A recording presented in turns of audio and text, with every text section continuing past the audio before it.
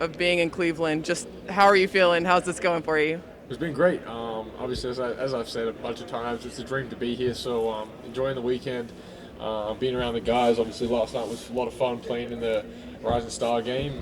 Looking forward to Skills Challenge tonight. Yeah, just looking at this as a whole, just what has this meant to you personally to be here? Yeah, I mean lots. As I said, every kid watches the All Star Weekend and wishes they could be in the actual event. To be here for my first one, doing a bunch of things, it's a blessing, and I'm really excited to be here. I know you still have an event left, but anything outside of the floor, any lasting memories that you're, gonna stick with you for a I while? think a lot of it's just meeting people. A lot of the guys I've never met before, especially the guys who were on my team last night. Just getting to meet them, and I think the good thing about basketball is you can build, lifelong friendships. So that's the special part about it for me. The other good thing about basketball is it can take you across the world. You represent the Thunder, obviously, most prominently, but also Australia, NBA Global Academy. Just like, what has all of that meant? Just seeing that, you're on the stage now. Yeah, it means a lot. I mean, obviously, the support from the country, from Australia has been awesome. They're a big basketball country. They're great on their Australian NBA players, so they've been big for me. The NBA Academy's been great as well. They kind of gave me that platform to take my game to the next level. So, both Australia and the NBA Academy have been big for me, and I appreciate all the support they've given me. One event left for you, the Skills Challenge. How much have you been looking forward to this part personally? Just knowing how much you love passing. Yeah, I've been looking forward to the passing part a lot. But yeah, I'm excited for it. It's gonna be a lot of fun. It's obviously a new format this year, but I'm excited to meet my teammates and get to it. Awesome, thanks. What do you do right now in the NBA? What do you do in the NBA right now? Can you imagine, a year ago or 2 years ago? No, I couldn't. Probably not even 12 months ago. The thing, it all happened so quickly for me. And to be here, I was sitting in the stands watching the All Star Weekend 2 or 3 years ago. So to be here now, fast forward a couple years later, forward, sorry, and I'm actually here. So to answer your question, no, I didn't think 2 years ago that I could be here. You mentioned the guys that you got to meet that were on your team last night. Tyrese Maxey mentioned you as someone that he really enjoyed getting to know and loves your game. Just what were your interactions like with him, or just what are you thinking? Yeah, he's awesome. I love Tyrese. As I said, first time meeting a lot of the guys, so it was really cool to get to know them. A big fan of Tyrese's game as well. But yeah, as I said, meeting all the guys, it's really special. All the rookies, sophomores, guys you compete against and hear so much about, but you don't actually get to see them and get to know them. So that part of it was probably my favorite part of the night, getting to know all my teammates and Tyrese included. What is the most difficult part of adjust to NBA game for you? So the hardest part to adjust. I think I don't think anything was hard. I think there was definitely changes from where I'm from to the NBA game. I think the spacing is definitely a lot different here. There's just a lot because of the 3 second rule.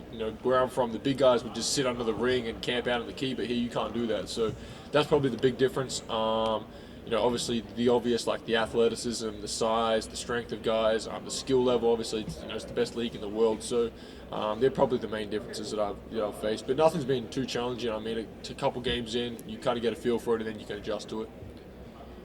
Josh, you briefly mentioned your experience with Team Australia. How does that translate to all the success you've been having recently here in the NBA? Yeah, I mean, Team Australia is it's a special place to be. A lot of the guys that wear the green and gold take a lot of pride in it. So it's any time you get the chance to represent the country, it's really special. And to be in that environment at Boomers, practices or camps, it's a really competitive environment. Everyone makes everyone better. The depth of talent we have in the country is it's growing, and it's at a really good level right now. So, as I say, anytime you get to be within that group, it's a special time. Growing up, how did you improve your basketball IQ? Yeah, I mean, IQ is not something you can really teach. A lot of us just feel for the game, and I think my parents, my dad in particular, he was a really smart player when he played, and he always kind of instilled a team-oriented system around me. So, from a young age, I was always, he was always emphasizing passing the ball and being a, unselfish teammate. So that always stuck with me. And as I said, IQ is not something you can really teach. It's more just feel for the game and, how you see things and how things process for you on the floor. Hey Josh, so first rookie in NBA history with 3 straight triple doubles. And seemingly every night you're doing something that hasn't been done since Oscar Robertson or Michael Jordan. When you stop and think about all that, when you take it all in, how does it feel to have your name alongside those legends? Yeah, it's obviously special. I mean, it's crazy because 12 months ago, I never thought, I didn't even know if I was going to be in the NBA. And you fast forward to where we're at now, and things like you just said are happening. So, it's all kind of sinking into me. A lot of it doesn't feel real still. So I'm just, taking it day by day, and I'm kind of, take the individual stuff as it comes, and then you enjoy it for a little bit, but then put it to the side and just focus on what's ahead. With the NBA 75 celebration this weekend, obviously this AllStar break is a little bit different than others. Have you gotten to spend any time with any of the legends or meet anyone? Yeah, I mean, well, James Worthy was my coach last night for the Rising Star game, so just getting to know them, and then we had a meeting before, so getting to be introduced to all the coaches, be around the basketball royalty that's here. Shaq was there, Dikembe Mutombo. So just being in the presence of all these guys, all the All-Stars sitting courtside. So it's an awesome atmosphere to be in, with all the greats, involved in the game that are here in Cleveland. Thanks, Jeff. Is there one legend that you haven't met yet that you want to potentially run into? Shaq. I saw him sitting courtside, but that's definitely one guy I want to meet. Hey Josh, have you been able to spend any time with Patty while you're out here, and are you rooting for the point contest? No, I haven't actually. I saw his photographer earlier today and we're talking about it, but Patty, I saw his name was somewhere around here, so I'll definitely catch up with him today. A lot of kids from Australia, now, look at you, playing NBA. What's your message to the kids in Australia, who is dreaming to the NBA someday? Yeah, I say never give up. I mean, I never thought it was possible. Impossible is always impossible until it is possible. So a lot of possibles there, but you get the point.